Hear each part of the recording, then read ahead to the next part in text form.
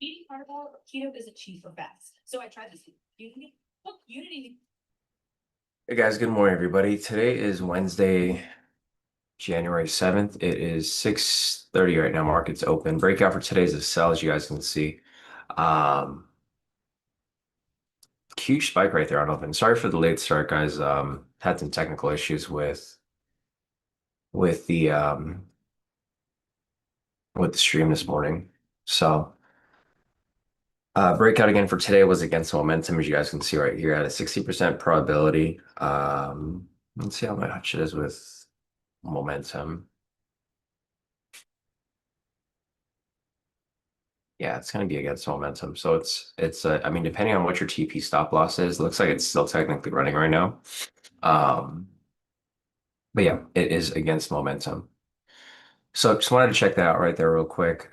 If you're going for, I think most of you guys go for 40/80, right? Something like that. If you go for 40/80, it's technically still running right now. If you're going for 50/50, it's also still running right now. Um, yeah, I'm not in the breakout.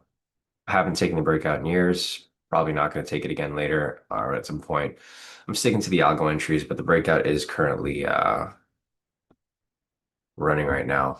If you guys looked at the algo entries for today, there's quite a bit of entries for, let's see, there's quite a bit of entries over here. I'm not going to show the list, but I'm just going to pull it up for you guys. Over here, our first target entry is not for a while, so I'm kind of sitting back and just waiting for right now. Um, but yeah, there's a bunch of listed entries. For today, there's two target entries for the, or three target entries for the 60/30, and there's three target entries for the 40/20. But there's a lot of entries on the 40/20, if you guys can see. Here, let me just count them real quick. There is 1, 2, 3, 4, 5, 6, 7, 8, 9, 10, 11, 12, 13 listed entries for the 40/20, and there's one, and there is. See, 1, 2, 3, 4, 5, 6, 7, 8, 9, 10. 10 listed entries for the 60/30. As you guys can see, price is very choppy right here on open. This is normal for the breakout. And the main reason why I don't typically take the main breakout. So the first entry for today, or the first target entry, will be coming up in about 40 minutes or so. You guys see this big spike right here? That's huge. So it looks like price here initially pushed up and then it came all the way back down to where it's supposed to go. So it just kind of depends on like how you guys set up your breakout. It looks like it would have gotten stopped out before it came right back down in a profit. So it's unfortunate for those of you who took the sell here because it did spike up basically to stop people out, and then it came all the way back down to where it's supposed to. So it looks like here open manipulation to the upside, and then all the way back down. That's a crazy spike right there, right? Again, this is a reason why I don't take the breakout because a lot of times you can be initially correct, but then price will just it'll just really spike you out like it did right now. Let me see how far it pushed out so far. So market opened right here at 6:30. It pushed up about 60 points and it pushed down about 100 points. So the bearish analysis here was correct. It was just it manipulated to the upside and then it came all the way back down to where it was supposed to. So pretty crazy spike right there.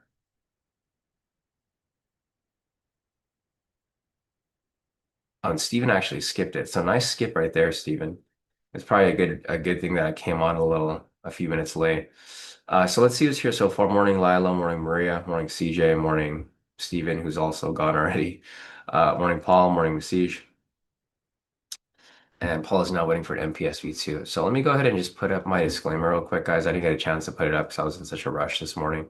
But here's the disclaimer real quick.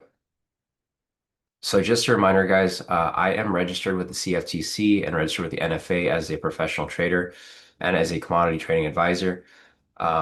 Futures trading involves substantial risk of loss. It is not suitable for all investors. You can lose more than your capital investment. Past performance is not necessarily indicative of future results. This stream is for information and educational purposes only. Nothing shown or discussed is a solicitation to buy or sell any future contracts or to participate in any trading program. I may hold a position in the market as discussed, but my views may change on any time based on market conditions. And if I show or provide any hypothetical or back-tested results during the stream, which I'm going to obviously using the algo entries over here, they have significant limitations, especially with TradingView. Not always going to be accurate, and they do not represent actual trading because you still have to factor in slippage, fees, cost, etc. with the broker. So there goes a disclaimer right there, guys. I'm going to go ahead and take this off. And we're now started for today's live trading session. So again, if you guys are looking to take an entry for today, there's a couple entries which are coming up. There is a few listed entries here for the 60-30. They're against momentum at 646, 648, 657. Those are typically going to be reversal type trades for buys. If they do come up in that situation, we'll take a look at that as it comes up. But right now, it's not here. ASAP morning. Looking over here at the 40-20 trades, they're not going to come up for a while either. So we have one trade that's actually coming up shortly at 637. If you guys are looking to get into that, it's going to be for a sell with momentum. So we'll see it as that comes up here. It's not a trade that I'm specifically looking to take, but we'll kind of see where it's at. If you guys looked at my list of trades for the algo, guys, I added another column there. The column is for expectancy delta. So if you guys are not familiar with expectancy, expectancy is basically going to tell you whether the strategy is profitable and if it has edge or if it doesn't, right? Expectancy delta indicates whether it is the edge is getting stronger or if it's getting weaker. So if you could look at my algo entries, I'm not going to show the entries here, of course, because there's a lot of entries today. I'll show the entries later on. If you guys look, you guys can see for the first entry, it's at 0.20 expectancy delta. That's pretty weak. That's why it's not listed as a target entry. The first target entry has a 0.60 expectancy delta. That shows that it's pretty strong. It shows that over a 6-day trading sample, it's been getting stronger and stronger over time. So that's why that first entry is a target entry.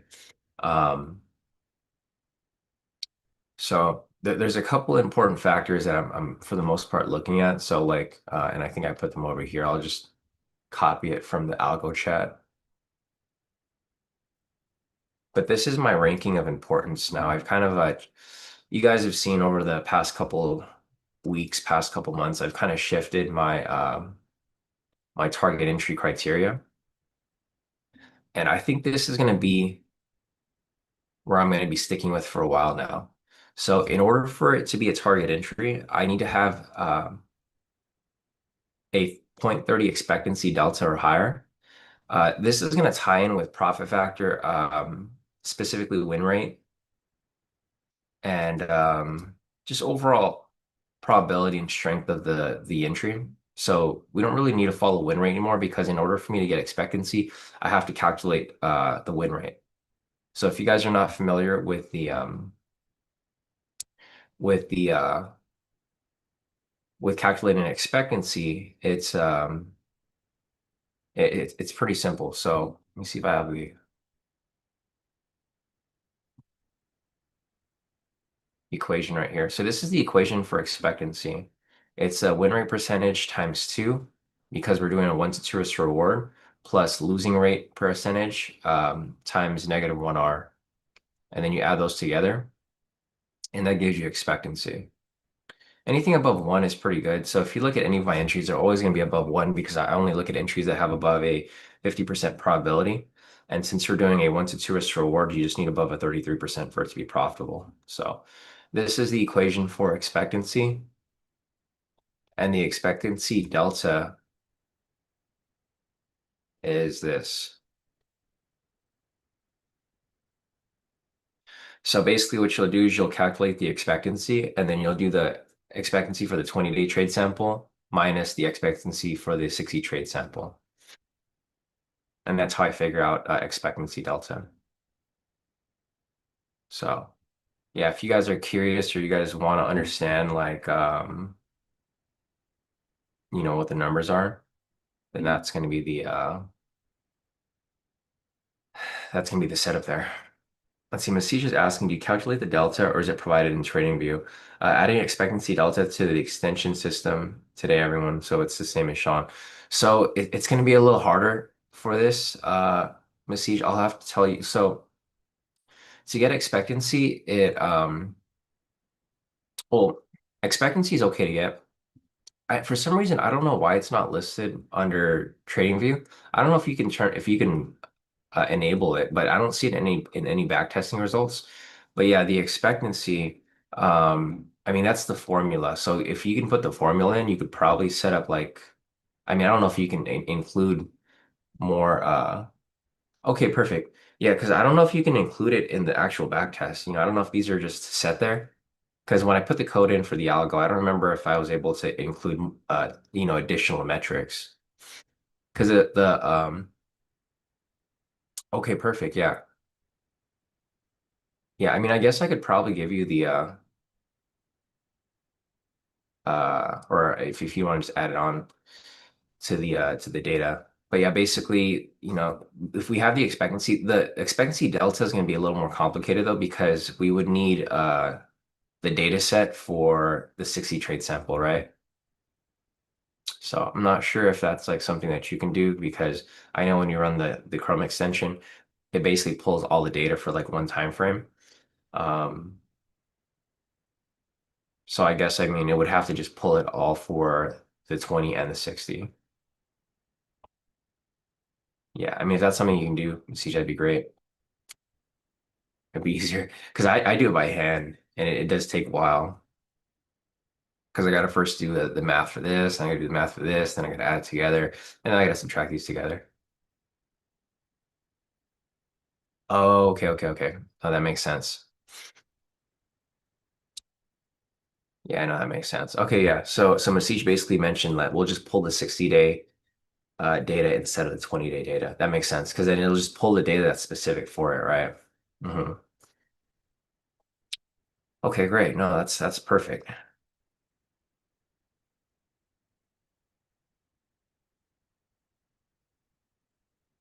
All right, so looking at this right here, guys, yeah.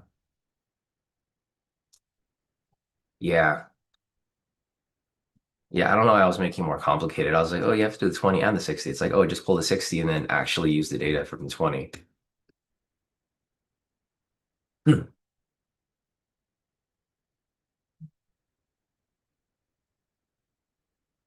So there's an entry right here which came up. This was for the 40-20. I think that the market's a little too choppy right now. I probably wouldn't mess with it because there was a pending momentum here to begin with. So continue following. I'm going to focus mainly on the 60-30. If you guys want to look at the 40-20, I'll go back and just back test that a little later as price continues to move along. But I'm going to focus mainly on the 60-30.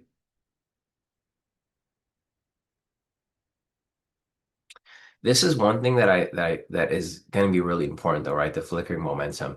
The other thing I think that might be a little important, or I mean not super important, but it's one thing that I noticed, Masij, and everybody here, is if you get an algo entry and if the entry happens within the pivots, it usually hits.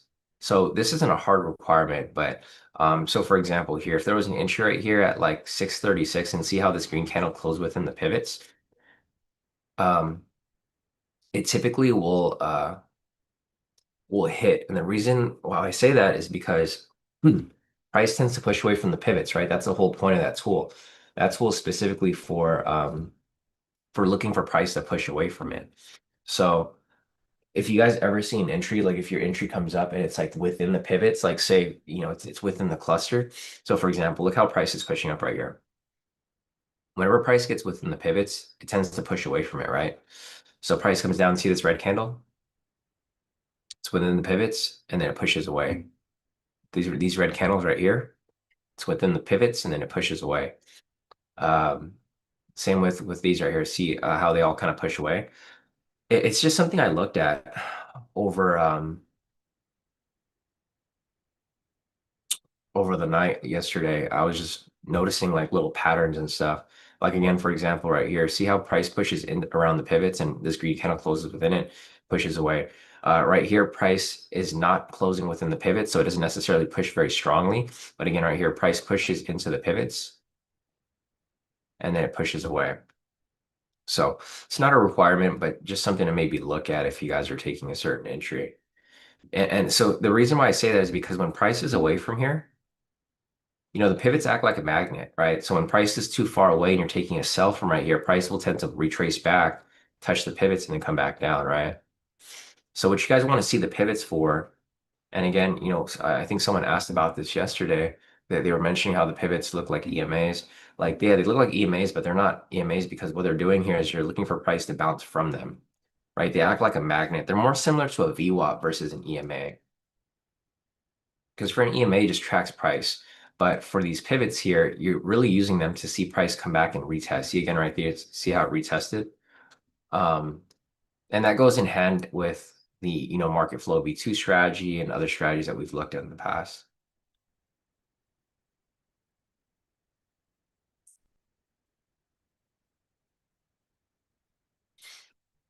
Yeah, Masish said we got to add all those requirements to the algo so we can actually test them. I can send you the code to add it today, like the pending momentum, pivots, etc. Yeah, yeah, no, that'd be great, Masish. If you could do that, that'd be awesome, bro. I appreciate that. Yeah, because that's gonna be really key with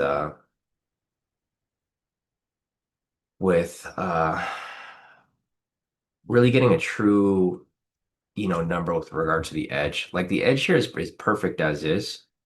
But yeah, the more information and the more metrics that we have, the more that we can use. Um,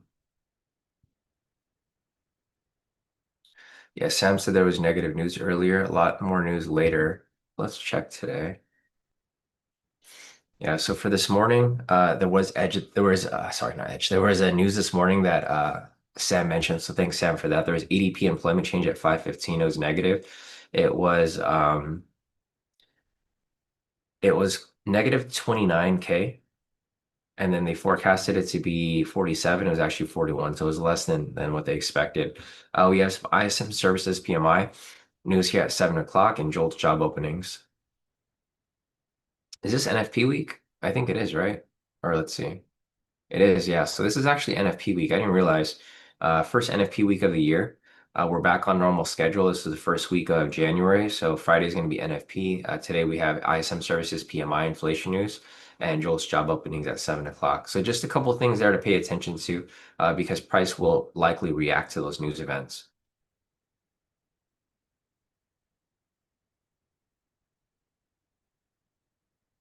Yeah, policy to enter a triple confluence with MPSV2 and it chopped him out. He's done for the day. Yeah, market's really choppy today, right, Paul? Especially how it was right here on the open. It's been very choppy this morning. Um, okay, it looks like so you got in from right here, and it looks like it just chopped you out, right? I mean, depending on what your TP stop loss was, looks like your entry was right here. If you did a 60-30, it looks like you probably would have survived it. But if you did anything smaller, which I'm assuming you did, you probably did a 40-20, it probably chopped you out because it got really close to the stop. I mean, it ended up hitting, but yeah, very choppy right there. Yeah, Masish mentioned, yeah, we need real numbers because right now we are doing it off what we think is working.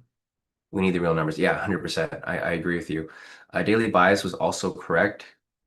It's correct a lot, especially for initial direction. I know I've been looking at that too. So if you guys have been looking at the daily bias that Masish has posted, again, thanks to Masish for posting this. Basically, use my prompt that I use every day to look at the fundamentals. The fundamentals over here said that it was going to be bearish, right? Yeah, bearish risk off. So the fundamental outlook for YM today is characterized by defensive positioning as global shares retreat amid intensifying global political tensions and a slump in crude oil and gold. While there's evidence of value hunting as investors rotate out of the over-leveraged AI tech, the broader market is under pressure ahead of the critical U.S. labor data and the afternoon release of FOMC minutes. Yep.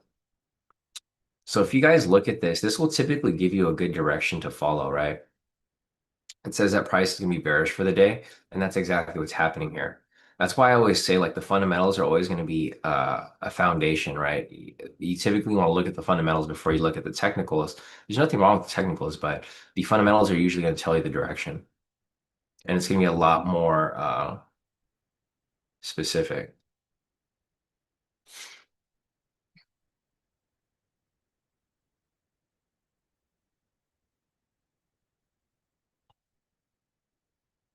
All right, guys. Sam said, nodding me took a MPS sell due to negative news. Nice. Yeah, no, that MPS V2 right there actually played out pretty nice. So I'm not sure if anybody caught that along with Sam, but that was a pretty nice MPS V2. There's another MPS V2 right here, which is currently running. So the MPS V2s are actually hitting. You just have to have a wide enough TP stop loss to survive any drawdown, right? Because there's two of them coming right here. There's another one right here that's actually running right now.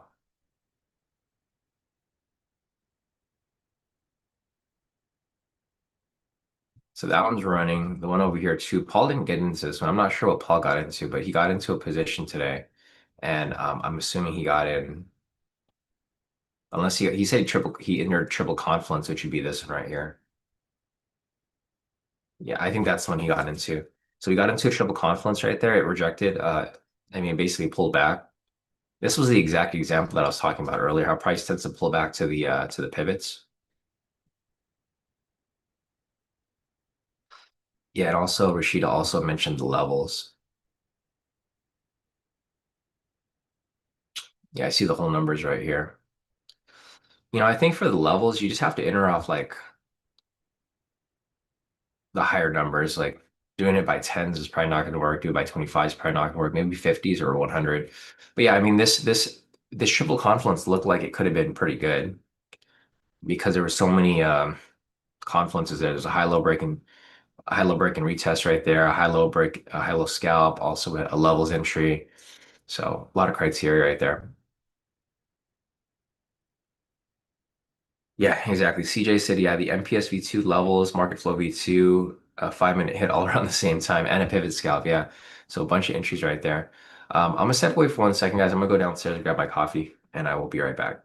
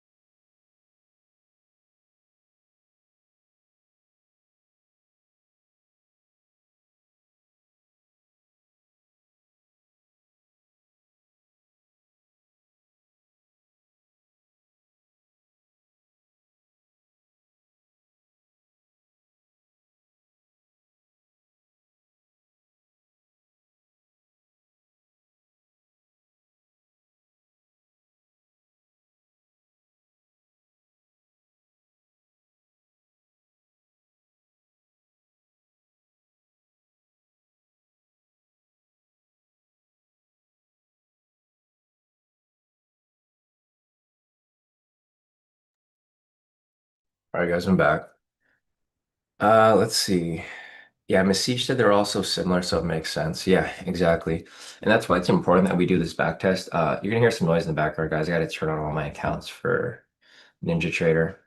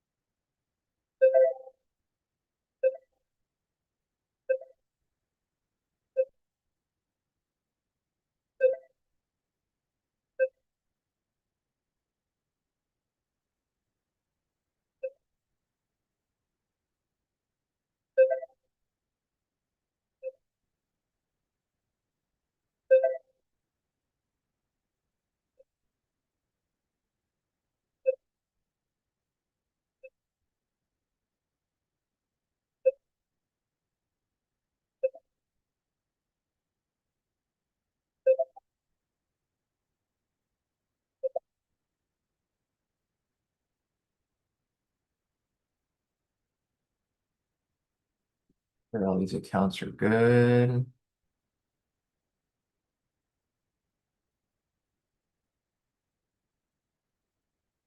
And looks like we're good. Okay, so accounts are good. Both of the MPS V2s hit right here, guys. So if you guys took any of the MPS V2 entries, the first one was right there, full TP for 60 points. The second one was right here, just hit full TP for 60 points as well. One thing that I wanted to show you guys, so I was kind of playing with the back test for the MPS V2. Um, Yeah, so the edge right here, this is on the 3 minute. So I did the 3 minute, and these are the criteria. This is like actually really, really good. So it's a 40-20 TP stop loss, just between 6:30 and 8 o'clock in the morning. This is out of a 216 trade sample. This is a 1 to 2 risk reward. It has a 50% probability. This is really high for this big of a sample. So this is kind of the edge that I found with the MPS V2. The 3 minute seems like the best time frame. Profit factor is 1.605. What I can do here, so this is what I'm going to do real quick. Yeah, this is what I'm going to do real quick. So what I'm going to do here is I'm going to calculate the expectancy so I can show you guys. Um, so basically 50.46 minus 100. So that's going to be the expectancy the other way. So for the first part, we'll do a 0.5046 times 2 because it's 2 to 1 risk reward. That's the number right there. And then I will do a 0.4954 times -1. And that's going to be the number right there. So basically with this number right here, we're going to subtract this by 495. And that's the expectancy. That's a really high expectancy, right? Typically expectancy is like lower than 10 points. So the expectancy on this is extremely high. This is for a 216 trade sample. Max activity drawdown is really low too. So this is what I did yesterday too. I kind of played around with the MPSV2. I was trying to figure out what had the highest probabilities. Um, but yeah, this thing has pretty high overall. So if you guys are looking to get into an MPSV2, I mean the 3 minutes going to be very, very consistent over time. So just something to take a look at, guys, if you guys are looking to get into anything like that. But anyways, back to what I was looking for over here.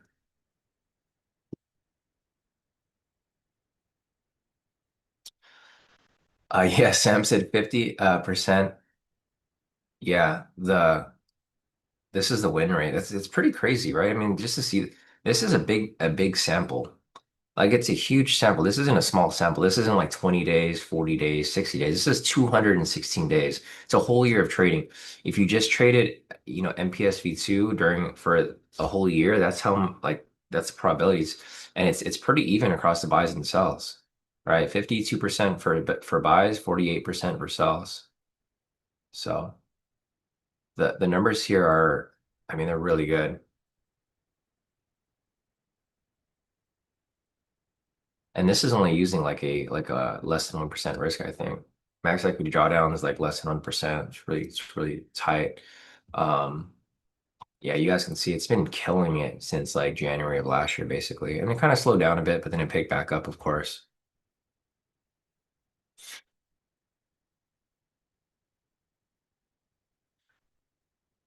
Okay, back to our charts. Let me just check real quick, guys. I'm just make sure we're not missing any entries coming up. The one that I remember is going to be in like a while, so there's still nothing coming up yet.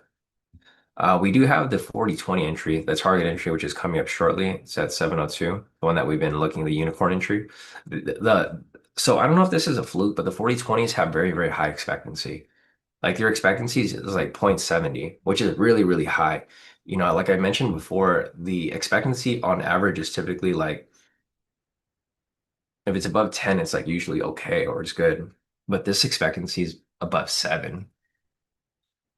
It's like 72. So we'll see. It's for a buy though, so it's probably not going to come up. Yeah. So the intro here is probably not going to come up for that 702, the one that we've been looking at. The thing is, the sells here have high probability too. They're 60%. So you could probably take either direction. You don't have to take the buy. You can take the buy or the sell. Yeah, Mesisha, it's really great. Wow, I didn't test anything other than the 1 minute for the MPS algo. Makes sense though that the higher time frames work well. So we used to do it on the 3 minute. That's why I looked at the 3 minute specifically, Mesij. I looked at the 1 minute, 2 minute, 3 minute, and 5 minute. The probabilities for all of them, I'll put the probabilities up here. So I tested the probabilities. They're all good, but the 3 minute was like substantially higher. Right, so let me just put the criteria over here. So yeah, the 1 minute over here for the 40/20, it was a 37.59. Prop factor is 1.09, which is fine. I mean, it's still good 1 minute. It's not bad. So so if you just wanted to go off like the long-term data, the 5 minutes actually it's a little more consistent. It's not like that much more, but it is a little more consistent. It has a 39% probability with a 1.115 profit factor. For the 3 minute, it's like it's the weakest overall. But this again is fact or not the weakest, but it's the middle one. And it doesn't factor in my discretion, of course, but on the 365-day sample, it's extremely high. Obviously, because we go through market regimes, obviously the market's not always trending every single year consistently. But yeah, for the past year, it's been great. So that's what I did. I tried it on the 1 minute, 5 minute, 3 minute. I tested 40/20. I tested 50. I tested 40/20, 25/50, 30/60, all the normal ones.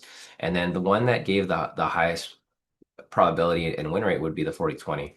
That's why I only kept the highest one there. But yeah, what I realized um over the years is if you want to go on the higher time frame, it's better to go on a weird time frame than like the ones that everybody use, right? Like the 3 minute would be good because it's an in between the 1 and 5. But all right,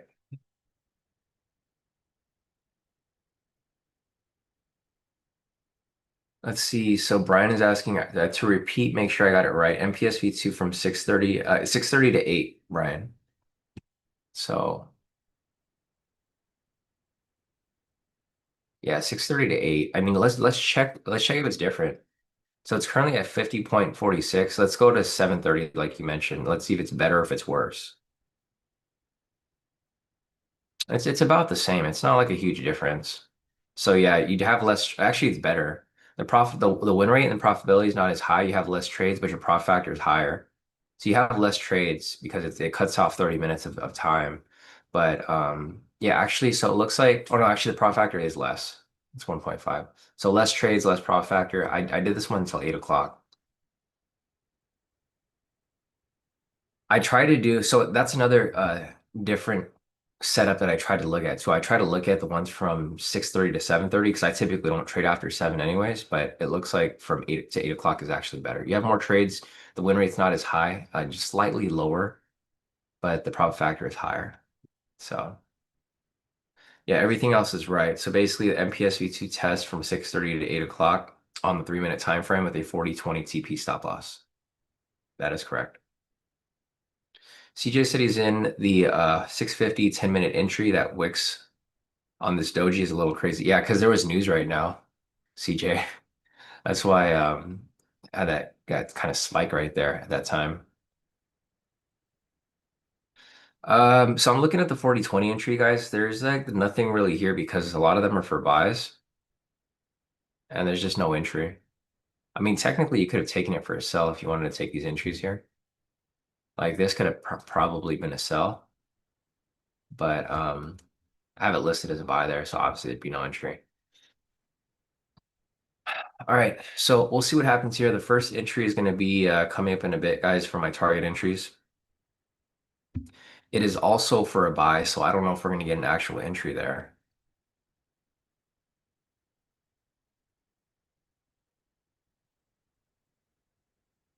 So let's see. I'm going to go and put the rolling statistics over here.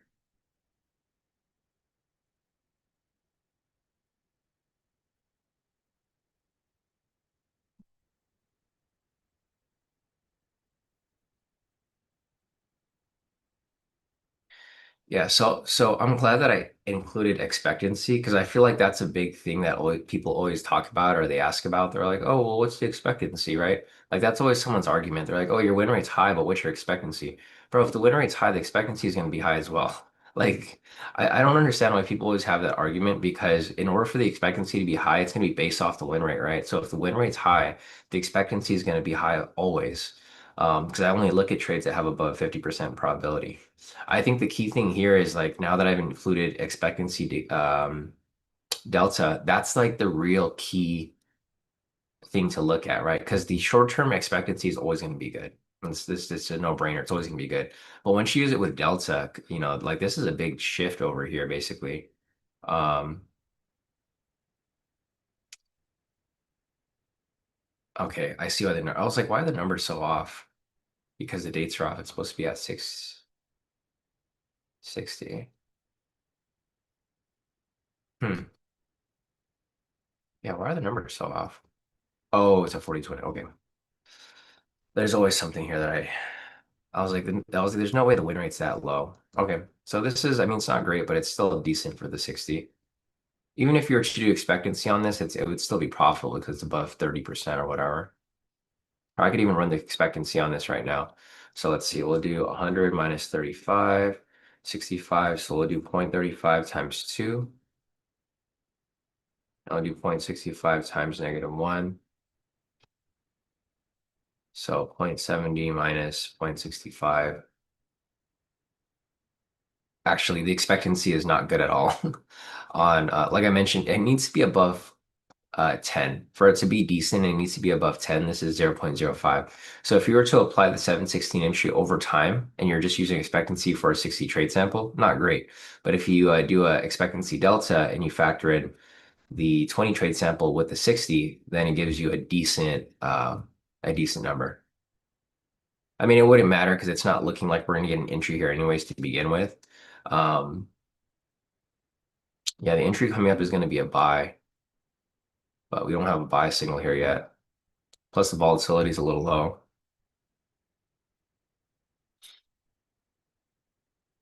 Let's see, Masih said there are different ways to calculate expectancy other than win rate. Maybe that's what they mean. You can calculate it in other ways. It can give you another formula, showing that it's generally better. Okay, I mean, if you know the formula, and you can let me know. Every time I look up expectancy, it always gives me the same formula. And I think this formula actually works hand in hand with what we're looking at anyways, right? Because I try to factor in basically the big three, right? Win rate, profit factor, and expectancy. If these two are high, usually the expectancy is going to be pretty high. Um, so that's why, like for me, I don't really look at the win rate anymore. I think the win rate is like it's kind of irrelevant in a sense because a win rate doesn't necessarily mean that the next trade is going to be profitable, right? I think as long as it's profitable, like if there's a big gap, so in order for it to be profitable, it has to be above 33%, right? So if we're at 50, 60%, it's going to be profitable either way. We just want to know if the next trade is going to be high in edge or it's going to be weak, right? And that's why for me personally, I don't really care about this anymore. This used to be the biggest factor that we look at. We just look at win rate. Um, which it's not a bad metric, but I think it's not as important as other things. So, but yeah, I agree with you, Masij. If there's a different solution or a different formula for it, I guess that's what people are probably talking about, you know. But usually they all kind of tie in together. So we still want to have a good understanding of like how the strategy or how this time is working overall, not just off one specific metric. So. Yeah, if you guys have any better metric to follow, please let me know. I've been doing so much research. Every day I'm doing a research. I'm on ChatGPT almost every day asking it the same question to see if it gives me a different answer. Um, Trying to figure out which metric is the most important for our momentum-based strategies. And expectancy is always number one. And I dig deeper into it, looking to see if the expectancy, like if there's a specific type of expectancy, the number one important one is going to be net expectancy. But the thing is, when I calculate expectancy, it's already so high that if you were to factor in net, like cost, commission, slippage, it's still going to be pretty high. So, like for example, if the expectancy is at like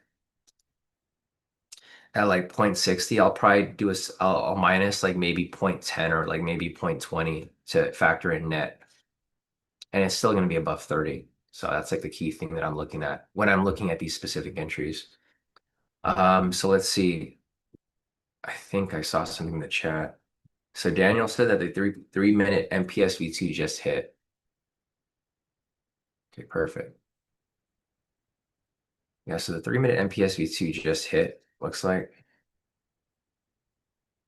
solid.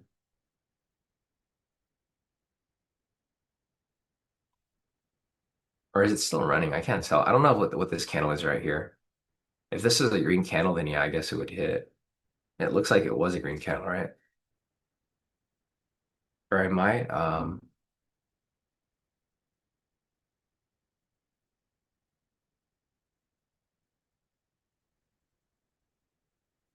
I mean, either way, if this one's running right now,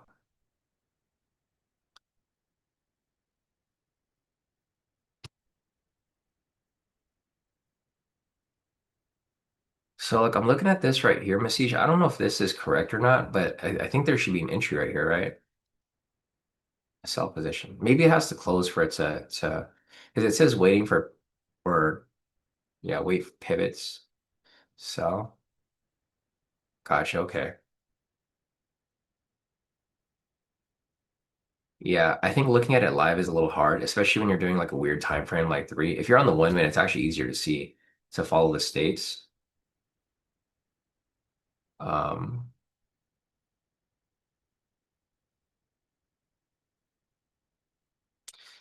Let me check this right here. I feel like this should have been a win, unless the volatility was soon. Yeah, so I'm looking at this right here too, Masij. It says that this over here was a loss, but it looks like it was actually a win. I mean, this is the problem with the trading view backtest. It's not always going to be super accurate. Like, so that's why I always say like when you guys look at the numbers here, take it with like a grain of salt, right? It factor in like possibility of it could be higher, it could be lower. That's why you want it to be super deep in a super specific direction. It's fine if it incorrectly identifies this, but it's okay. But yeah, looking at the 1 minute right here, Message, because there was so sell signal retracement, the entry would have happened right here. The entry was right, but it looks like the exit over here. See, it closes right here for a loss, but it actually keeps running. Yeah, that's why I'm wondering like why it exited. I do see this sometimes with TradingView. It happens every so often. But yeah, here are my settings right here. I have it set to fixed TP stop loss 40/20. Um, Maybe it's because it's at the sessions. I don't know. That might be the case. But everything else is like pretty default. Yeah, but yeah, I don't know why it exited right there. Oh, you know why? It's because I did 40-20. Okay, never mind. That's right. No, you're right, Miss Siege. Yeah, that's good. Okay. No, but I've seen this sometimes where like the issues kind of run up. I think it's sometimes a trading view issue. Like I see like an issue there, but I refresh it, the script, and then it works. So I don't know. Sometimes it does that. But yeah, for the 3 minute over here, I guess we have to wait for it to actually close for it to show up.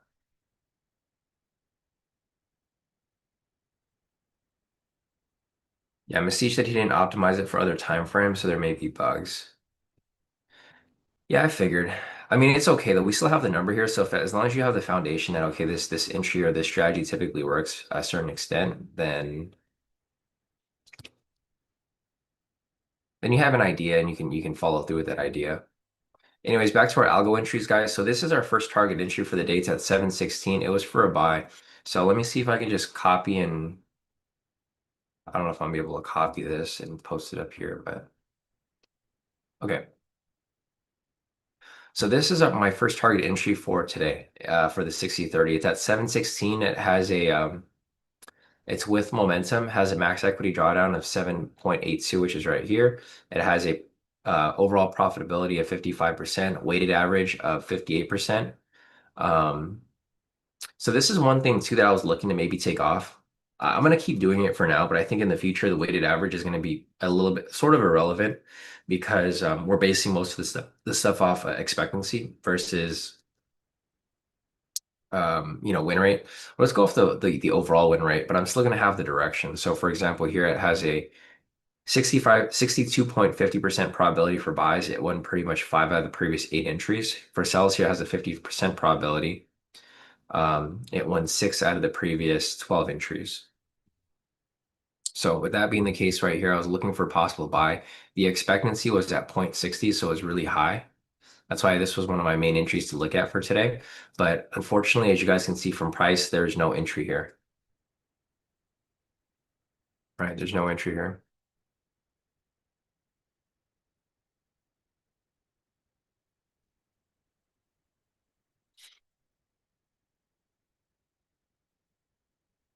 Let's see. Sam said, Sean, please, can you find something with less drawdown? 3 minute has nine back-to-back in October. Here, let's see.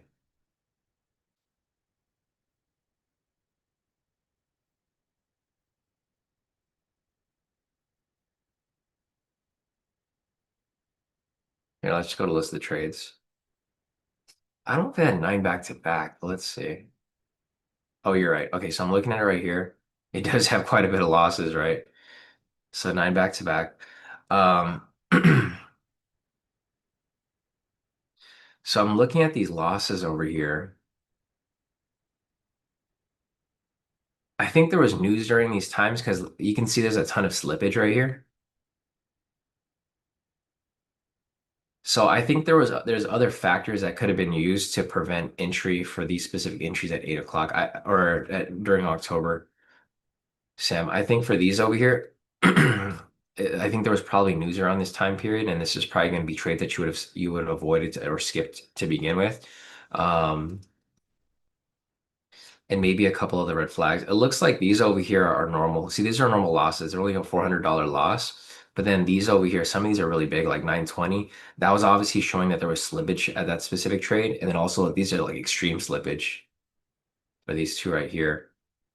So, um, and so I think the main thing for this would be if you want to have less max drawdown, you probably would have to look at the 1 minute. I think the 1 minute would probably be your best option. All right, so full TP right here for that 3 minute entry, guys. If anybody got into it. Yeah, what a nice entry. I'm kind of tempted to take 3 minute entry now for the MPSV too because it's so consistent.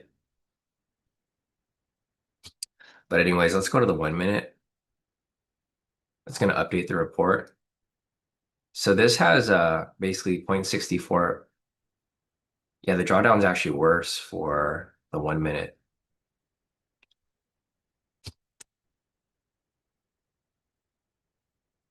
Yeah, but I think looking at that specific point in time where those losses kind of stacked up, it looks like the losses stacked up on any time frame really. Um, so I think you'd have to use your discretion to avoid certain trades. What I assume is that there was news during that time. That was during the government shutdown, so a lot of these directional entries they just weren't coming up or they weren't active.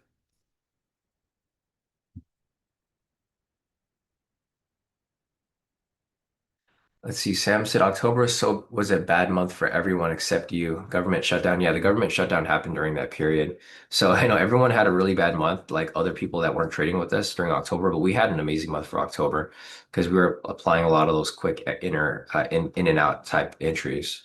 So yeah, I don't know exactly what was causing that drawdown, but looking at the statistics, it looked like there was a lot of slippage during that period. So I think on those specific days, volatility might have been a little too high. There might have been some news events. There might have been some skip news events, but there was obviously something that was causing, a drawdown period. Actually, let me go back and take a look at that again real quick. I'm like kind of curious now if those entries came up on the same day. So no, all these entries actually came up on different days. There's only one here that came up twice in October, but the rest of them came up on different days. But anyways, if you guys caught that MPSV2 right there on the 3 minute, nice work, full TP. There's still no entries for me so far, guys. Actually, there's one entry that just came up right here for a sell at 720.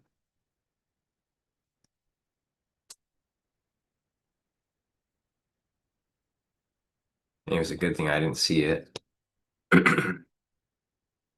Actually, this wouldn't be an entry because there's a flickering momentum right now.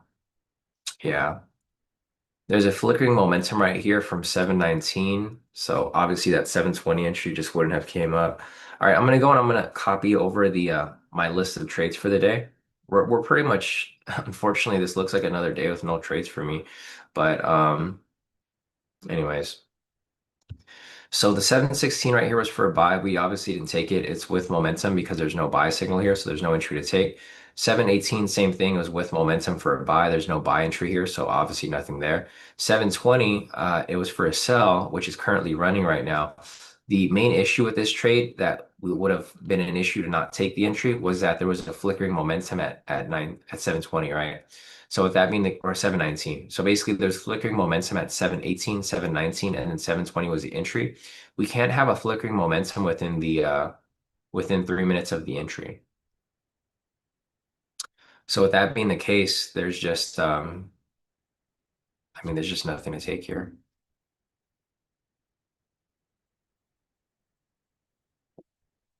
So for today, there's just no entries.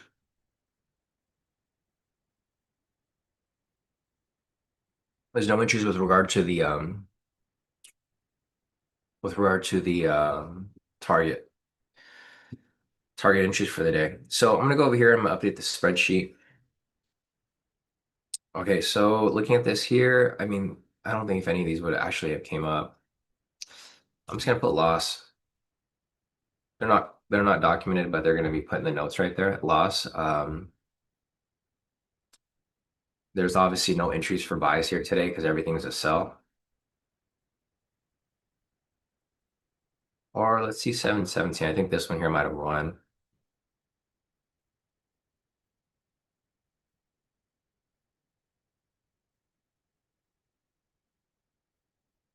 So this one's still currently running right now. There is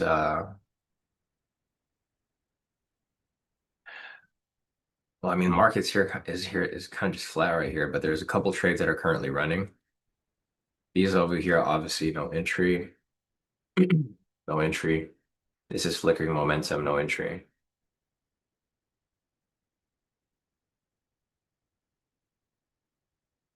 So I'll leave that alone. I'll come back to those a little later. But yeah, there's just nothing here so far. So I'm updating my spreadsheet as we go. For this week so far, we're currently at 1R. Monday there was a win at 716. Tuesday there was a loss, so that brings it to 1R for the week. There's no official trades for the day. I haven't taken anything yet. There just hasn't been anything which has came up. Um, Another flickering momentum right there. Yeah, it looks like we're kind of going into this market shop. So I'll continue following it as price moves along. I'm not in any of these positions right here, but we'll just follow it. The 717 is still currently running, and the 720 is currently, or no, it's flickering momentum, so there's no entry. I think this had a flickering momentum as well at 717. No, actually, the 717 is fine. So we'll follow that one. We'll just follow this one here. Otherwise, everything else is pretty much not there.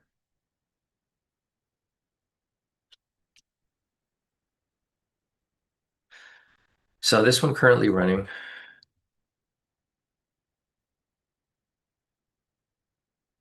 and we'll take a look at that later. Otherwise, there's nothing else here. There's some against momentum trade at 730, 740.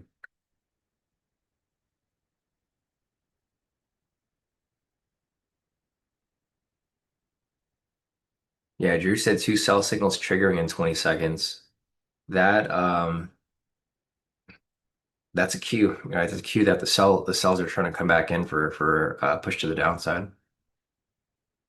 Yeah, Steve said, "Holy crap, it's a lot of slippage." Yeah, for the MPS entry. I don't know what happened. I was curious. I couldn't see, but yeah, the slippage was pretty bad on those entries because the loss is supposed to be, I think, 400, and it was like 1,500 on those losses in October. Wrong one. Yeah, I don't know what caused that slippage, but yeah, you can see here the average loss is about 400. That's how it's supposed to. You're supposed to make 800 and lose 400, but for whatever reason, that's like the most extreme slippage that I've seen in October. It's 1,500. So it's almost four times a loss, a 4 hour loss on these specific trades. I mean, there had to be news during this time because I don't know what else would cause slippage this bad. Like slippage for a back test, right? I mean, if you're trading a real account, obviously the slippage is going to happen, but this is for a back test. So the back test usually doesn't have that type of slippage unless it's really, really bad. If the candle is like a 100-point spike or whatever, which I think might have been the case. Yeah, Messi said Trump definitely said something diabolical, and the market just flew. Yeah, that must have been it because you don't see slippage like that on a back test.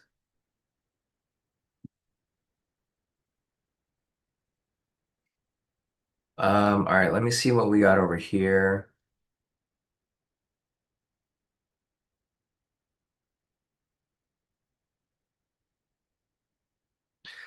Let's see, I just saw Message earlier response. Did yes, your formula for the expectancy is fine for what we are doing. My professor just showed us a bunch of ways so I can share it. Yeah, no, that'd be cool if you could share it. It's good to have someone that's like university educated in finance because obviously I'm learning all this stuff from ChatGPT. I don't have a finance background. I didn't get into finance until later, and it's all from like self-taught stuff. So it's always good to have someone that has background in it. Let's see. Jermaine's asking, can I get that strategy with a 3-day trial? There's no trial anymore, Jermaine. You can't even sign up for the access to the strategies or the indicators anymore. I know you were like obviously you've been around in the past. Jermaine, so send me a message on Discord. If you want to use, because only old people like, here, I'll just show you the website. So if you've gone to the website, Jermaine, you probably haven't gone to it. It shows that we're no longer accepting new clients or offering educational services to the public. It's mainly for people who purchased educational materials in the past. I know you've purchased in the past, so you still have access to the website. You just can't sign up on the website anymore. There is no longer a trial. And there's just no signups at all in general. So if you want to re-enable your access, Jermaine, just send me a message on Discord and we can get you situated. But there is no trial anymore and there's no more there's no signups to the general public. But if you did have access to it in the past, you guys can still get access to it now. or if you guys are curious and you guys want to see how things work and you haven't been a client in the past, just send me a message. This is a case by case basis, of course. It's not supposed to be open to the general public, but if you are interested in learning or understanding how this stuff works, um, yeah, because the course covers everything I've done over the years. I've been trading for about 15 years now. Everything I've learned over the 15 years I have here in the course. This isn't open to the general public, but if you do want access to it, just send me a message. I can probably just give you access to it. Um, yeah, because I don't mind sharing this stuff. The way this is how we improve the strategies a lot. It's like I trade it live, and people always have opinions and additions and stuff that they think should be added, and we add things to it and we make things better, right? That's just that's how we've improved the strategies over the years. I create the foundation for the strategy. People have certain ideas. I implement the ideas. I improve the ideas. I optimize the ideas, and then we put them into the strategy, and the strategy becomes better than it was before. Same with the MPS, right? The momentum pullback scalp strategy. We have a version 1, a version 2, now a version 3. That's all thanks to people who have ideas that I can always work off and I can always improve and implement into the strategies. So yeah. Yeah, Jermaine said I was wondering. It kept booting me even when I signed in, but got it. Yeah, no problem, Jermaine. Yeah, just send me a message. So if you guys are new here, if you guys haven't been here for a while, I was teaching and I was sharing my strategies for I think about 8 to 10 years. Last year, I registered as a professional trader with the NFA and the CFTC. I now own and manage a hedge fund. So, like, because I do that, I'm not able to share my strategies with the public anymore, which is a good thing, right? Because I don't want to share my edge with the general public, anyways, to begin with. So that's why the website is down. There's no other reason for it to be down. The reason why it's down is because I'm now um, I own and manage, and I'm running a hedge fund as a hedge fund manager. So. The main reason for that's just we don't want to share our strategies with the general public. But if you guys have been around for a while and you guys have access to the website prior, just send me a message and I can get you guys access to it. Um, this is mainly for new people for the most part. But even if you are new and you still want access to it, or you want to learn what I'm doing here, or understand our thought process during these live sessions, again, just send me a message. It's a case by case basis. If you're a mutual friend or if you're a mutual family member or anything like that, we can probably work something out. Um, because yeah, connection loss with Ninja Trader. But yeah, that's just kind of the situation now.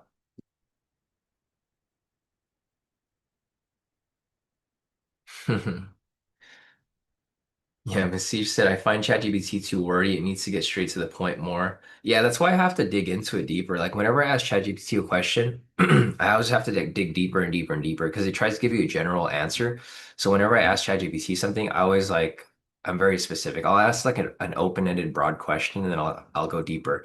So like every day I always ask, here, I'll show you guys the prompt. Or let me see, I think I have the prompt here somewhere. Um, yeah, like last night, I was like, my prompt is this is one of my prompts. I ask ChatGPT this almost every day, and it always gives me a different answer, but it's always a better answer. Ah, fuck, why does it do that?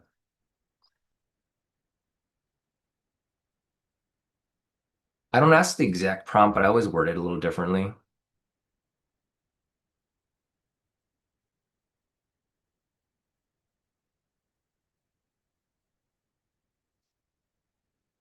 So I always ask ChatGPT something like this. I always tell it. So first, whenever you guys use ChatGPT, you always have to give it a role, right? So I always tell it you're a professional quant researcher specializing in quantitative momentum futures trading strategies. I'm using a time-based momentum quant strategy that tracks momentum moves in the market by the minute, provides probabilities based on entries taken every minute with a fixed profit target and stop loss. All of my entries taken on the following day are based on the previous statistics of the entries taken on a rolling 20, 40, 60-day trade sample. What are ways to improve my strategy? I always ask ChatGPT this almost every day, and I ask it about 100 times.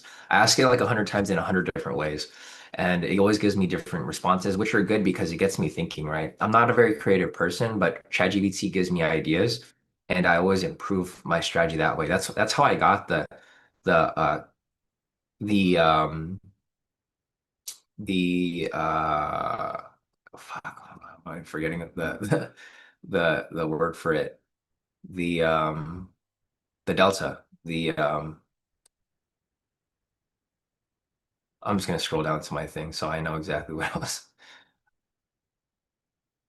The expectancy delta. Okay, I don't know why I'm forgetting that. But yeah, anyways, that's how I got the expectancy delta because it gave me like it'll tell me ways to improve the strategy edge. And then from there I'll dig deeper and I'll be like, okay, give me a ranked give me like a rank of like all the top metrics to look at to improve the strategy or to identify, better entries for tomorrow. And then it'll give you metrics, and then it's like, okay, it comes up with like expectancy being the top. And then from there, I'll ask it even further. I'll be like, okay, what are ways to calculate expectancy? What is the best expectancy to follow? And then it gives you like three different ones, right? It'll give you like expectancy delta, net expectancy, gross expectancy.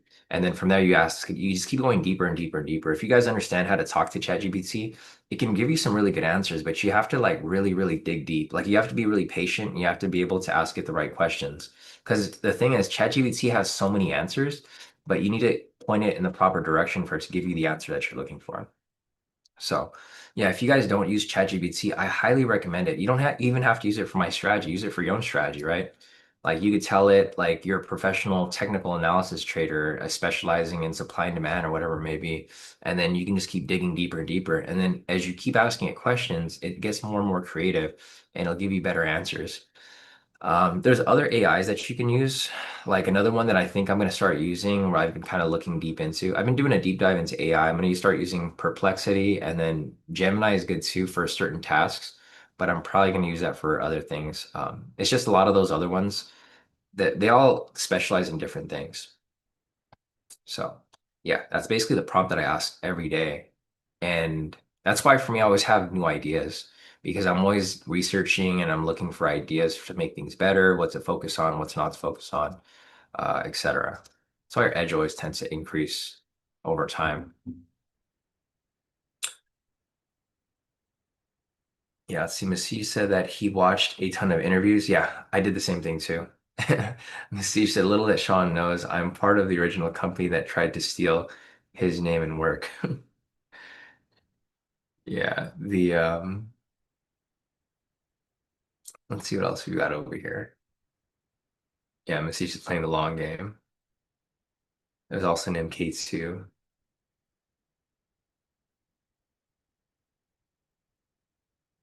Yeah, it was we used to be K2 trades. So if you guys remember in the past, so originally we were called K2 trades, and then a different hedge fund basically tried to monopolize the name. They didn't want me to use the name K2. And it was like a long lawsuit for like over a couple of years, and then we changed it to Cody Kai trades, and then yeah, that's kind of what happened. It was a bunch of waste of money. I should have just changed the name to begin with. The thing is, when you go in a lawsuit against a big hedge fund, it's a, you're never gonna win. Honestly, you're never gonna win because you'll win the suit and they'll bring another suit and then you'll bring another suit and then it just goes on forever. I think I spent like, I definitely spent over six figures just fighting that case back and forth, and never got any of the money back. So it was a waste. All right, so we don't really have much here, guys. With the entry. So like I said earlier, we had an entry here at 7:30. Let me see if it came up.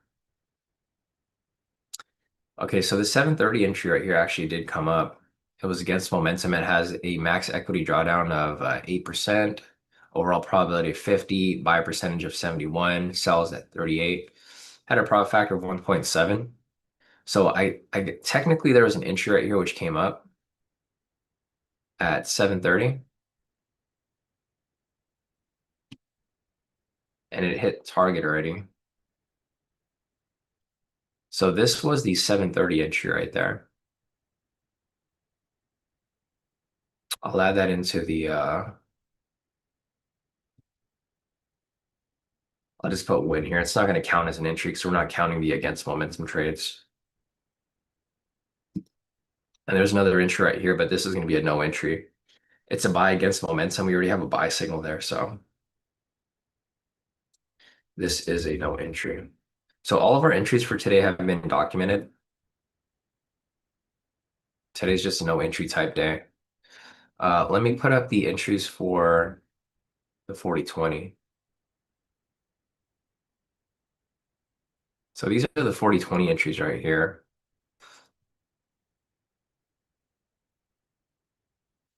And I'll look into this as well.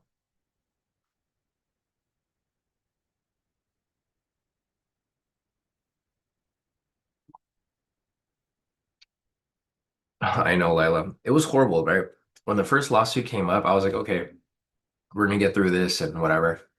And then I win that lawsuit, and then they bring another one, and they bring another one. It was just a waste of money. It was a lot of back and forth. I was like, it was taking up a lot of my time.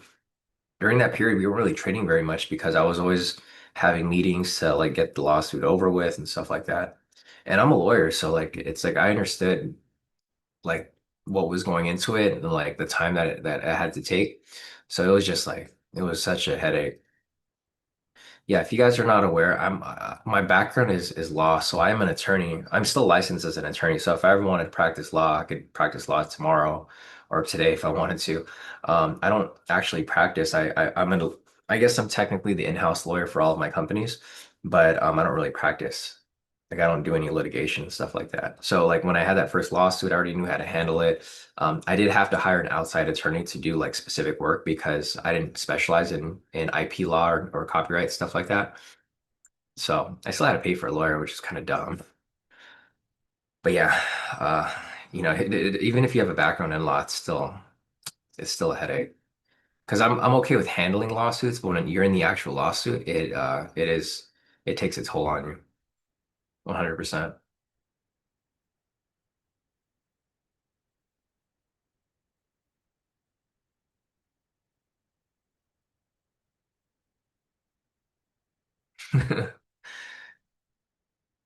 Yeah, and I see your guys' messages here. Yeah, it was crazy. So like with that lawsuit, what what that hedge fund wanted is they wanted all my strategies, they wanted to shut down the website, they wanted to basically take everything. But I already knew that they didn't have any grounds for that stuff. So the only thing they could make me change was his name. And it all makes sense because back then they were like, oh, if KT Trades becomes a hedge fund, then we're going to be competitors. And here I am, not a hedge fund. So yeah, we would have became competitors eventually.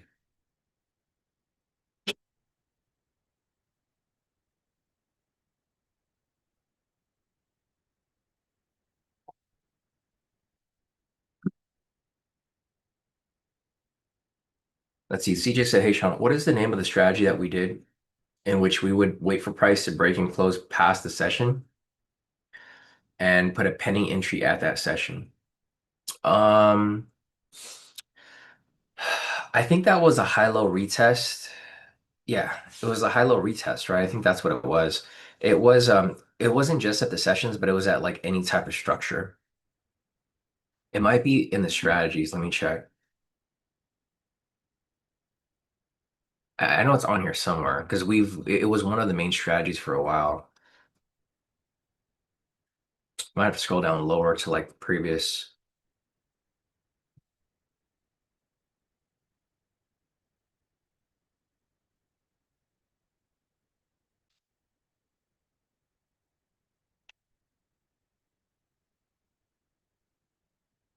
It's probably not on here anymore, but yeah, I know it's on here somewhere.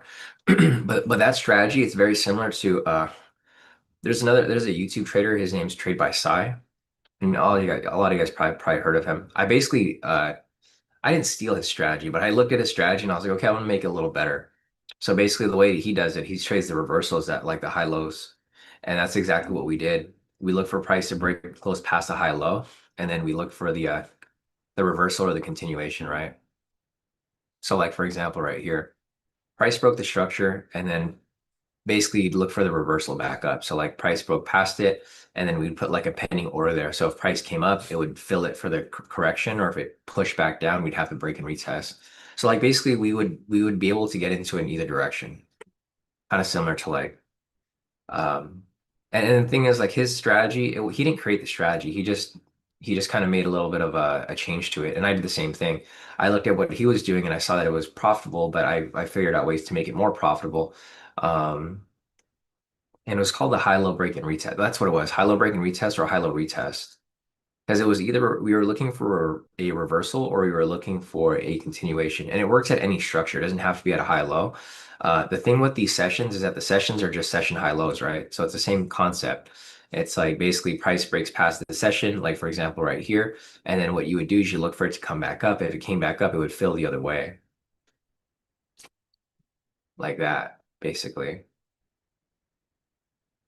Right? You catch the fake out, basically. That's what you were looking for.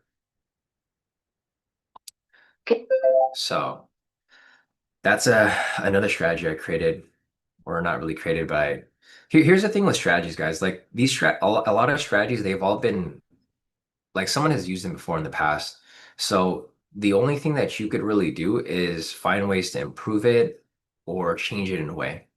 Um, like for example, right? Like for the longest time, trend following strategies were like the main thing, right? But what happened over time is people started creating mean reversion strategies. So like basically instead of trading with the trend, people traded against the trend.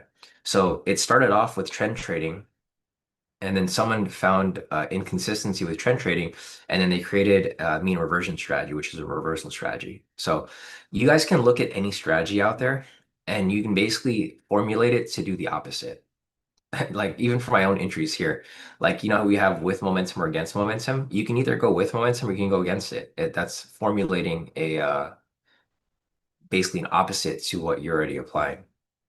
So just something to keep in mind, guys.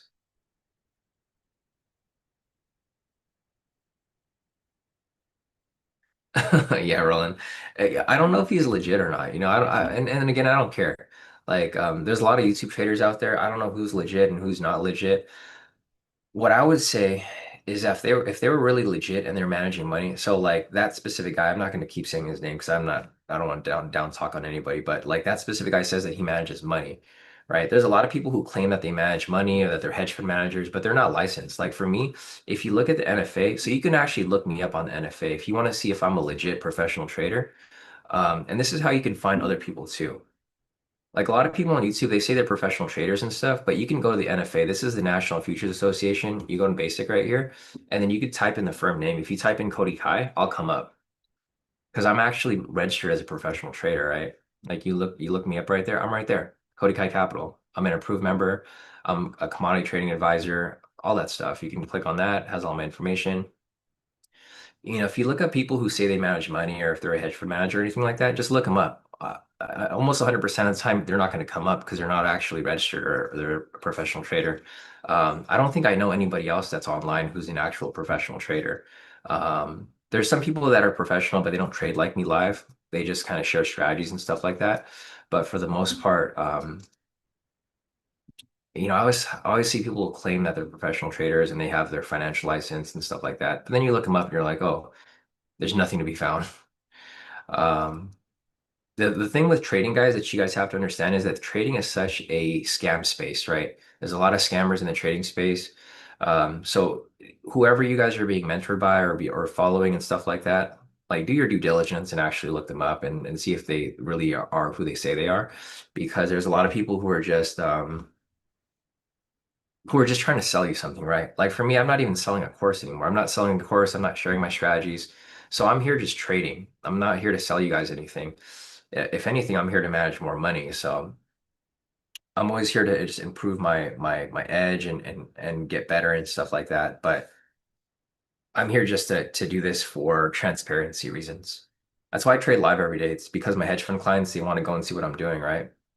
I think I have the most videos out of everyone online with like live trading. If you guys pull up my YouTube channel, uh, you know, the YouTube channel has, and I haven't taken them down yet, but I'm probably gonna have to take them down at some point. But if you guys look at my YouTube channel, basically, you know, I have over 2,100 live trading sessions because I've been trading live every day for like 10 plus years.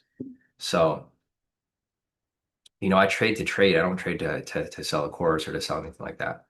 I'm here really just to trade. That's why I haven't taken any trades for the past couple of weeks, right? Because there just hasn't been anything for me to take. Yeah. Steve said, please don't scam me. None of these guys would be trading their strategies on YouTube to that many people if they were actually managing money.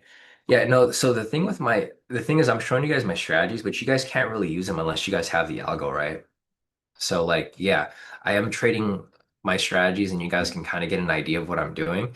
But to actually apply this strategy or these strategies here in general, you would have to have access to my algo or you have to have access to my indicators or my tools, which it's not open to the public anymore, so people can't get it. The good thing is that for the people who are already here, you guys can continue using it and you can continue getting better with what we're doing here, right? So. Yeah, like I mentioned before in the beginning, this is all for informational, educational purposes. It's not really for solicitation purposes because there's nothing to solicitate.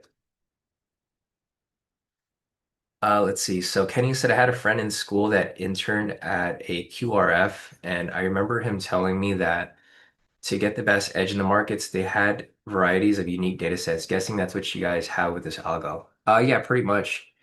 You know, for the most part, we're just we have the data sets, like we have 5 years of data, and we're just pulling specifics from that data, right? Like max equity drawdown, win rate, weighted, win rate total, win rate buys, win rate sells, profit factor, and then now we're factoring in expectancy.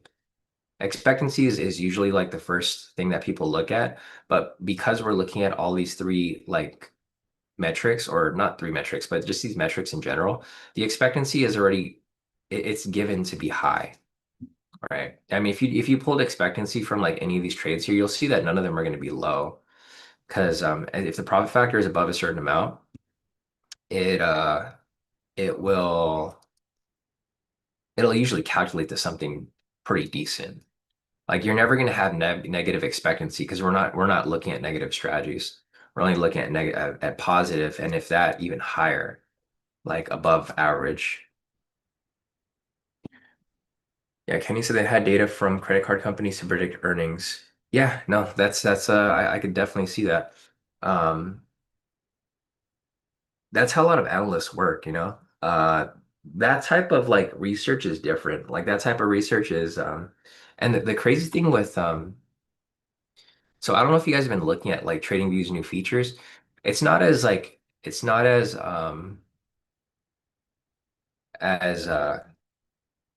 useful on YM because YM is like, it's an index fund. But if you guys used it on something else, like for example, there's a lot of new features here with so you can look at news, you can look at seasonals. Like if I wanted to look at news here, they would give me all the news events. Like TradingView is getting better over time, and then it shows you the statistics of like previous years. If you wanted to look at the technicals over here, it would tell you all this stuff too. If you want to look at forward curve, it'll show you how it moved over the years. Obviously, YM is always going to be bullish for in a long term. Contracts, if you guys are looking at whatever contracts are there, performance from those contracts. So there's a lot of information here now that you can kind of play around with if you're looking at if you're using TradingView. That's why I don't think we'll ever move away from TradingView. Even though I'm trading on StoneX, I'm still gonna use TradingView for analysis and marking things up.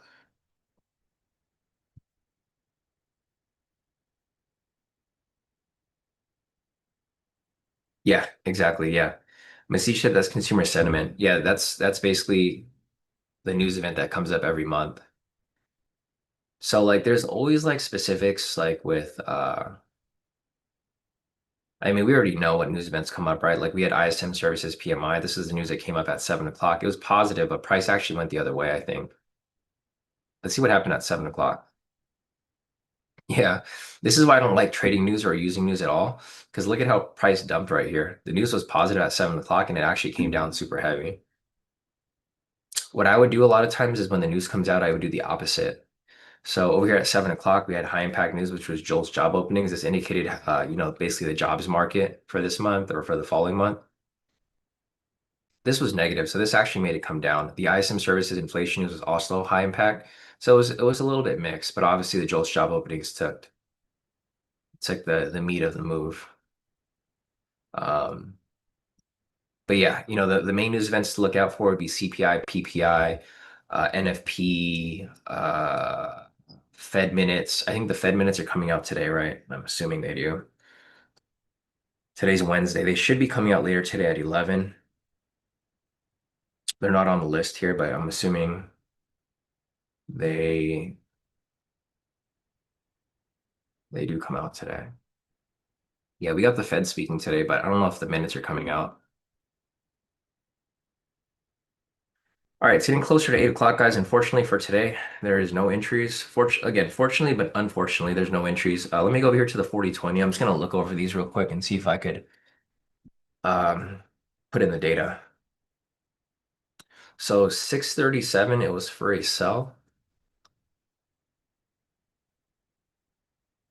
I think this here would have been a loss.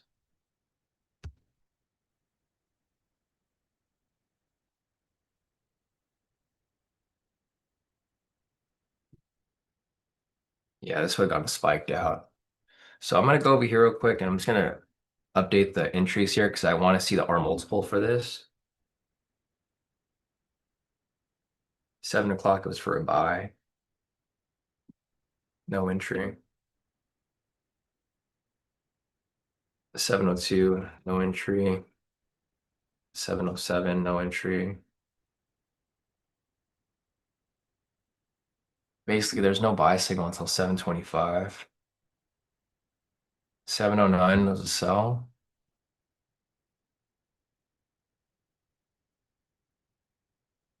That was a win.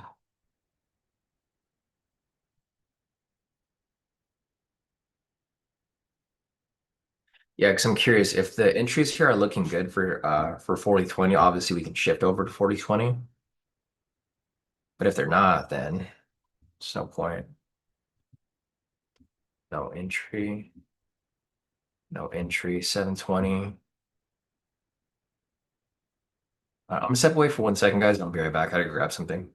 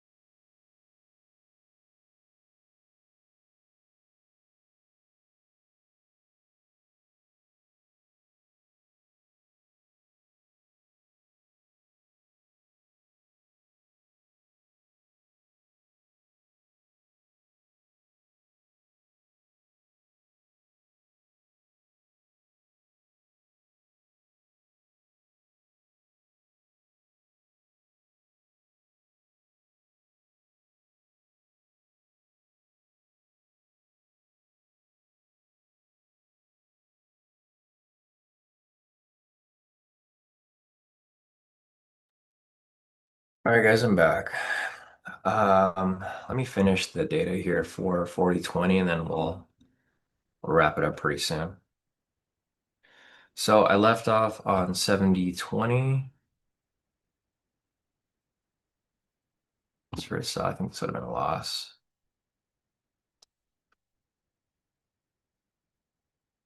70.20. But if you guys have any questions, feel free to hop into the chat and then we will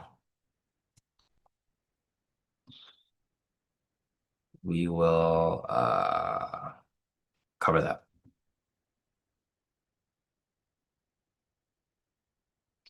Yeah, there's too much shit on. There's too much stuff on the chart. I'm trying to figure out.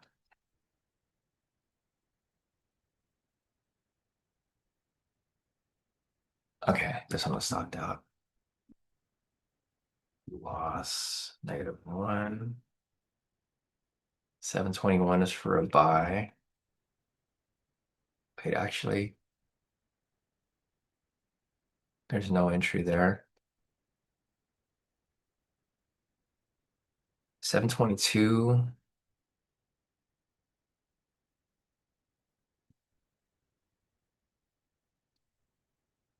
No entry. 723.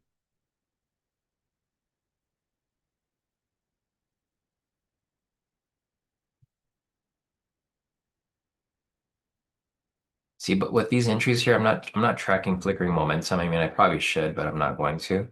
It's just gonna be it's gonna take way too long for me to do that. So I'd just rather not.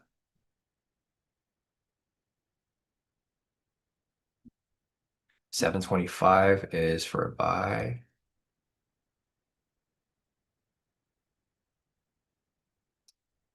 No, the momentum came up on there, so there's no entry. And then 746 was for a sell.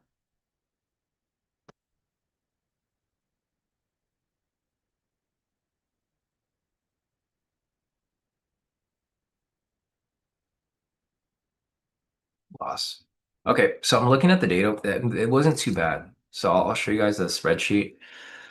Um, this is just being realistic, right? We want to be as realistic as possible because if the 40-20 trades are working, then obviously I'm gonna start doing 40-20 trades. But right now it's just not working. I mean, it's not that it's not working, it's just kind of flat for the most part. But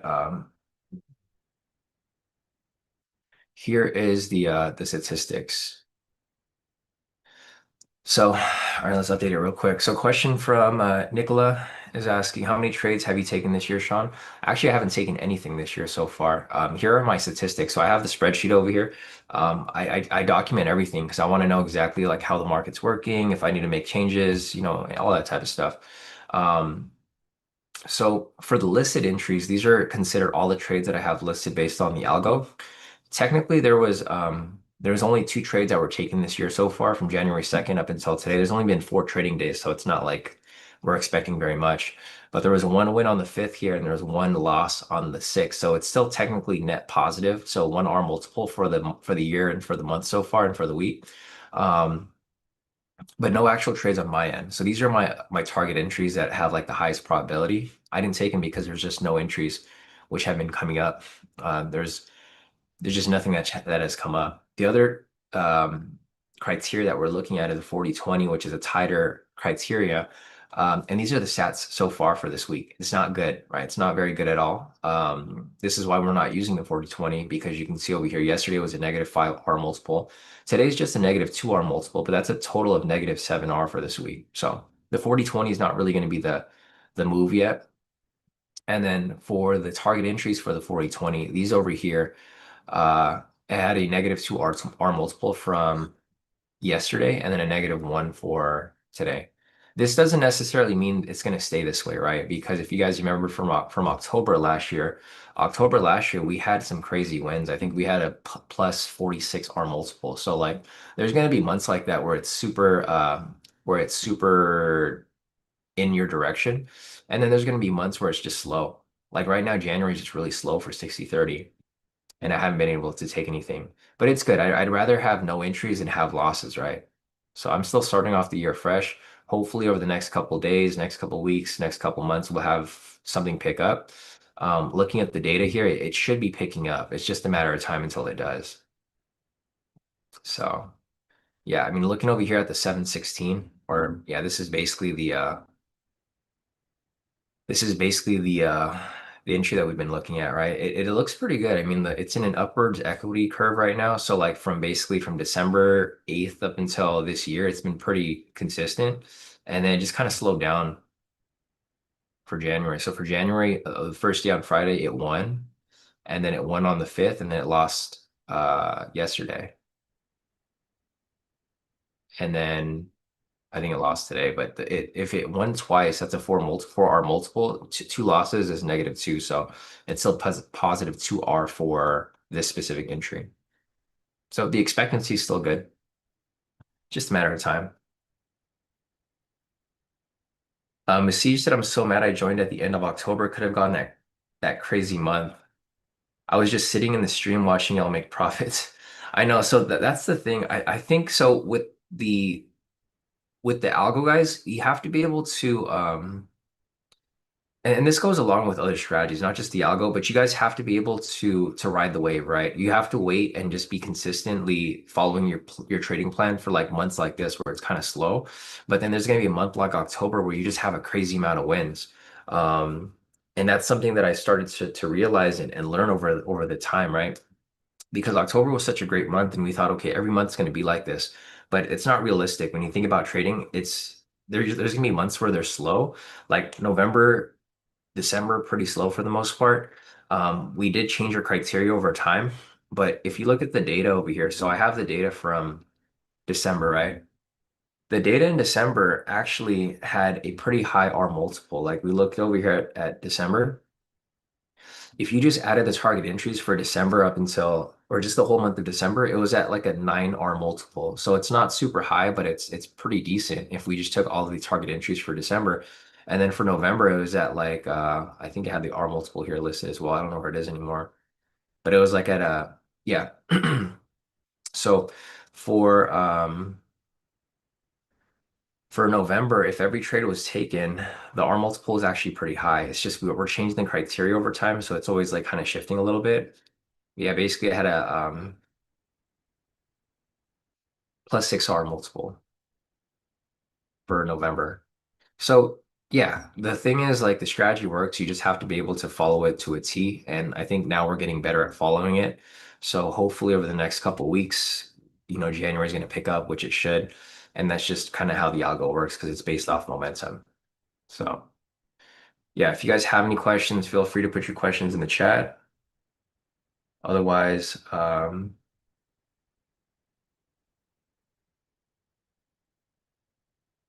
we'll see what happens next. Let's see. iPhone said, well, October, the majority of our trades were pre-market. Yeah, no, they were pre-market. So I think what I might do, or what we probably should do, is I'm gonna run the test pre-market to see like what the numbers are. Because now that we have the expectancy, um, we can see what's actually hitting pre-market that's consistent. So I'll probably run the data. Yeah, because those entries they started at like 5, right? So what happened is we get into those entries and get out before the market even kind of shifted. So. Now that we have the data, we might look at pre-market entries. The problem with those pre-market entries is that that was during the government shutdown, so it was like pretty busy pre-market versus how it was during the actual market open. Um, Here, let me see if I could actually pull it up. I'm like curious now because I do have my entries here listed. Where's my trader sync at? Yeah, I'm glad that you brought that up, iPhone, so that I can take a look. So I'm gonna open up my trader sync real quick. Let's see. I just want to see the October trades. I don't care about anything else.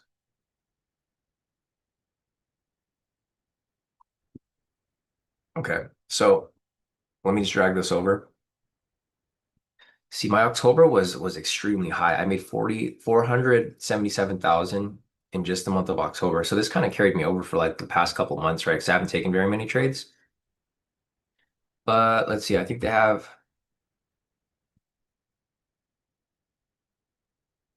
they have specifics of like when my entry was made? Okay. So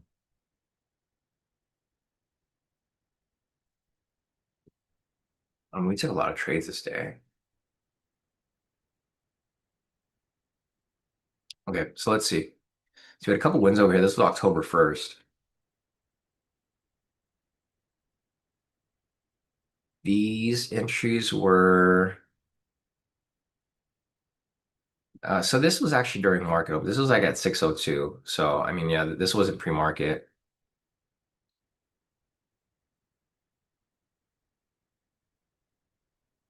Actually looking at these entries here, iPhone, a lot of these aren't actually pre-market. I mean, the wins at least. So this is all in the first. Let's go to the second. Yeah, because this is at 6:20. Okay, I guess some of them were pre-market. This was like at 6:28. That was a loss.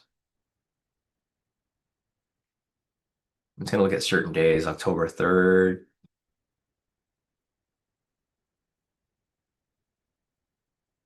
No, this was at 7, so 7:55. But I do agree with iPhone. There were some days that they were pre-market. I don't think a lot of them were pre-market though. Not as much as you think. Because I'm looking over here at the dates. A lot of these are actually during a market, like when market was open. Let's see. October 7. Okay, so this was pre-market. This was super pre-market. This was at like 5:01. So I think maybe like less than half, like around half, but like less than half were taken pre-market. We only did pre-market trades for like a week or 2 weeks. That was because and I stopped because it was too early, right? We always woke up early and I was like, man, I can't get up this early every day. Um yeah, this was at 5:01, I think.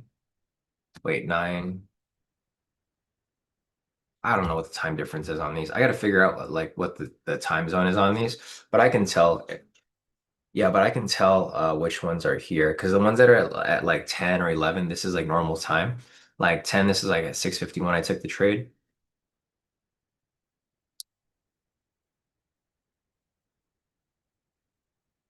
Yeah, but there are some trades here where they were like pre-market. Like I think this was at 5:36.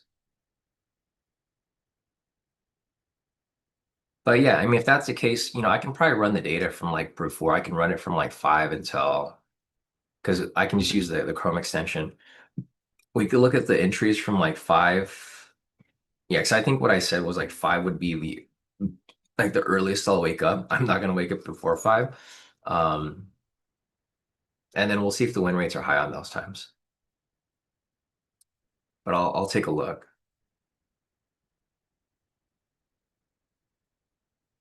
Yeah, Masish said, yeah, it looks so slow pre-market right now, but maybe it works. I'll pull up the pre-market entries. I think so because it was so slow, it was we were using a 40-20 because the 60-30 is impossible. You're not going to hit 60 points in pre-market. And I think that's why we stopped trading pre-market because even the 40-20 trades, they would never get hit. Um, but yeah, I mean, it's something to take a look at. Yeah, Jesus said October was also when the government shutdown was happening. Yeah, so like it was a different type of market in October versus now. Yeah, I've said I remember having really good luck. The only downside is sometimes they would run into open. Yeah, I think that was the biggest problem, right? We hold on to the position and then market open happens. And we're like, we had to pull out before market open happens because it'll spike to your target or it'll spike to your stop loss. And then you end up getting hit with a ton of slippage. So we can take a look at it. I mean, there's nothing wrong. So if you look over here, this is like an example, right? So we'll say we had a buy entry here, right? Like even the 40-20 is like hard. See this thing, it would probably hit, but like right before market open. I think this is what happened a lot of times. We'd enter around like 5 o'clock and we're holding on to it and we're just waiting for it to reach like closer to 6:20 because we're like, oh, if it reaches 6:20, we're gonna have to pull out of the position. So I think what would happen a lot of times is we would only look for entries between 5 and 5:30, and then after that, we're like, okay, it's too late. Because so for example, here, if you were to enter a position like at like 6:19, right? Or like well, for example, right here or whatever, like if you were to enter a sell position and it's getting late, it's like you kind of get screwed because you're in this position, it's just it doesn't go anywhere, and you have to pull out before it gets to market open because it'll spike you out. So yeah, I think we could run that. I think we could run 40-20 and 15-30. we have the Chrome extension, so we can probably run that and just to see what the data is like. And if we see something good, maybe we can. Because honestly, I don't like the market right now. I don't like trading during the normal market hours because it's so unpredictable, and I feel like pre-market it's a lot more predictable because it's a lot slower, and you can go in for a quicker target. But yeah, guys, if there's any other questions, feel free to put them in the chat. Thanks, iPhone, for bringing that up because now I'm like curious to see what it looks like um, pre-market. But yeah, I think I'll play around with it. Message, I think you updated my Chrome extension. Here, let's see if it, or I'll do it later. I don't want to do it right now. Yeah, I did see that a couple people had some issues with the Chrome extension. Hopefully, you guys got that all resolved. If not, you can always message Message and he can help you with it. For me, I also had issues. My CD key was linked, or my not my CD key, my API key was linked to something else, so I had to get a new one. So yeah, if you guys have any issues, feel free to talk to Masij. But all right, guys, I think that's it for the day. It's 8:15 right now. Again, looking at the statistics for today, unfortunately, there was no, so fortunately, but unfortunately, no entries for today or for this week so far. Again, I'm okay with taking no entries. Obviously, I would like entries, but if I don't have any entries, I'm not looking to force anything, right? We're looking for consistency. We have the data here. So as long as we stick to our trading plan, which is target entries, we should end up in profit long term. It's just a matter of time, right? It's just a matter of time and a matter of consistency. If you can stick to the game plan and take only good entries, then the wins will add up over time. It's just a matter of time until it does happen. So, all right, guys, I think that's it for the day. Yeah, exactly. Baby girl needs her plates. I could hear her right now. She's like mumbling. She's waiting for me to go get her. But I think that's it. So if you guys have any questions, hit me up. Otherwise, guys, decent trading day today. Hopefully tomorrow and the next day will be better so that we can close out this NFP trading week pretty strong. So, all right, guys, if you guys have any questions, hit me up. I'll be around on Discord.